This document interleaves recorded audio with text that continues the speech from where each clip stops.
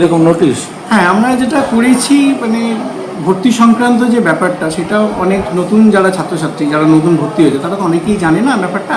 সেই জন্য আমরা বেশ কিছু সতর্কতামূলক ব্যবস্থা নিয়েছি। তার জন্য বিভিন্ন জায়গায় পোস্টারিং ব্যানার আমরা করেছি এবং তাতে আমরা এখনও পর্যন্ত আমাদের ফার্স্ট ফেজে যে ভর্তি হয়েছে 27 তারিখ থেকে যে ভেরিফিকেশন স্টার্ট হয়েছে তাতে আমরা ভালোই রেসপন্স পেয়েছি এবং আমাদের প্রায় 1200-র কাছাকাছি স্টুডেন্ট ফার্স্ট ফেজেই ভর্তি হয়েছে। সেকেন্ড ফেজেরও অ্যাপ্লিকেশনস নেওয়া চলছে, এখন পুরোটাই কিন্তু সেন্ট্রাল পোর্টালে হচ্ছে।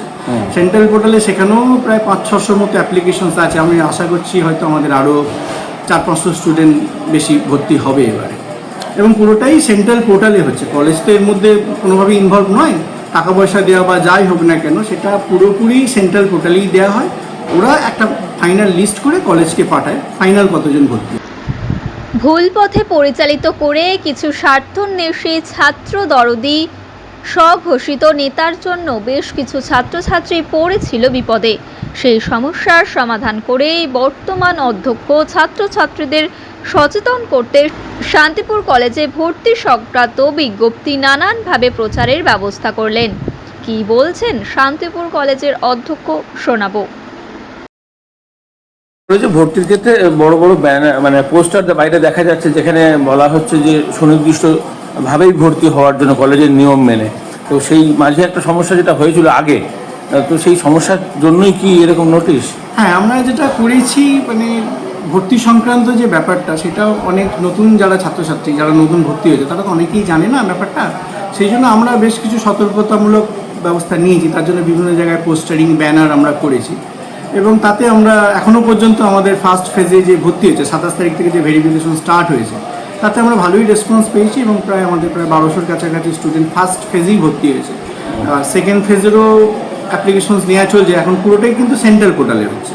সেন্ট্রাল পোর্টালে সেখানেও প্রায় 500-600 মতো অ্যাপ্লিকেশনস আছে। আমি আশা করছি হয়তো আমাদের আরও 400-500 স্টুডেন্ট বেশি ভর্তি হবে এবারে, এবং পুরোটাই সেন্ট্রাল পোর্টালে হচ্ছে। কলেজ তো এর মধ্যে কোনোভাবেই ইনভলভ নয়, টাকা পয়সা দেওয়া বা যাই হোক না কেন সেটা পুরোপুরি সেন্ট্রাল পোর্টালেই দেওয়া হয়।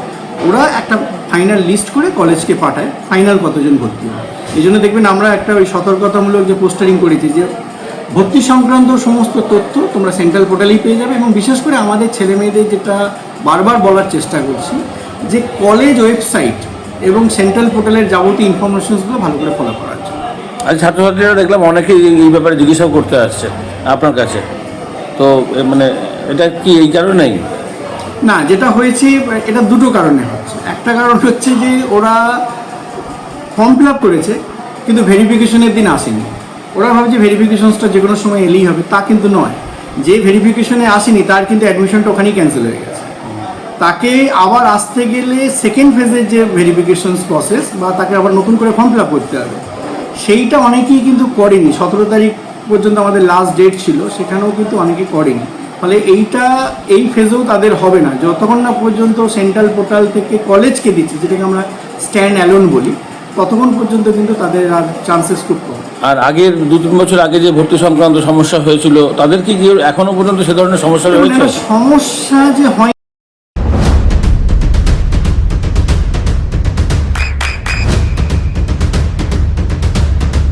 বৃষ্টিতে স্বস্তি। বৃষ্টি অ্যাকোয়া বিশুদ্ধ পানীয় জল।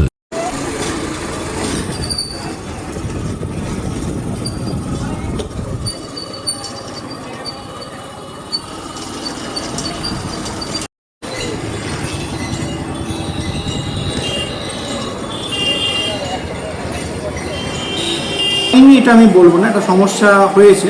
সেটা ভর্তি সংক্রান্ত এবং পরবর্তীকালে কলেজ ফিস সংক্রান্ত একটা সমস্যা হয়েছিল, কিন্তু আমরা সেটা অনেকটাই শর্ট আউট করে ফেলেছি।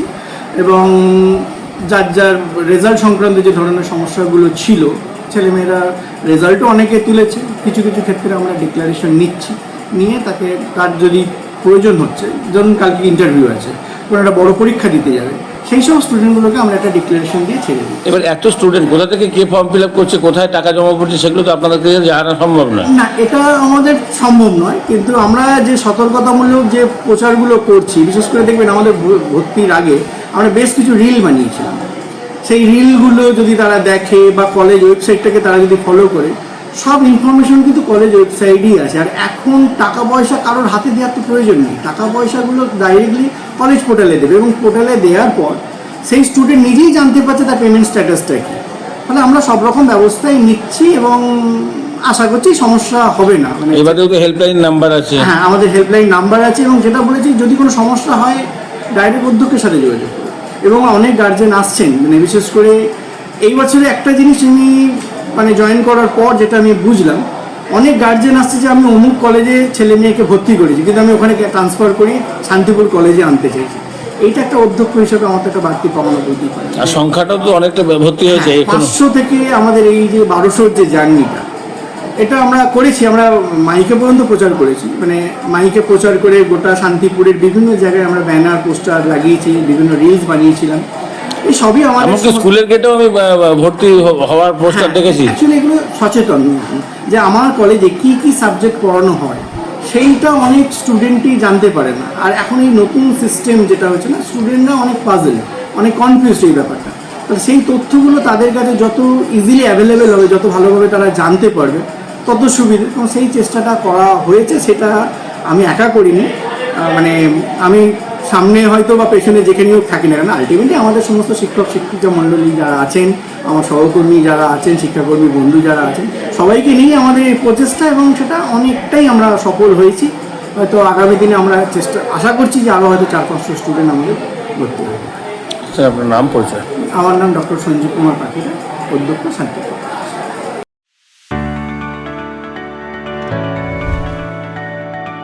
চোখের যত্নে এখন আরও আধুনিক এক ঠিকানা, স্বদেশ আই হসপিটাল, চাকদহ। চোখের বিস্তারিত পরীক্ষার জন্য রয়েছে উন্নত জাইস ডায়াগনস্টিক প্রযুক্তি। নির্ভুল পরীক্ষার জন্য রয়েছে আধুনিক ব্যবস্থা, পরীক্ষা থেকে চিকিৎসা ও উন্নত পরিকাঠামো। আপনার দৃষ্টির যত্নে স্বদেশ আই হসপিটাল। আমাদের ঠিকানা সুখসাগর রোড, চাকদহ, নদিয়া।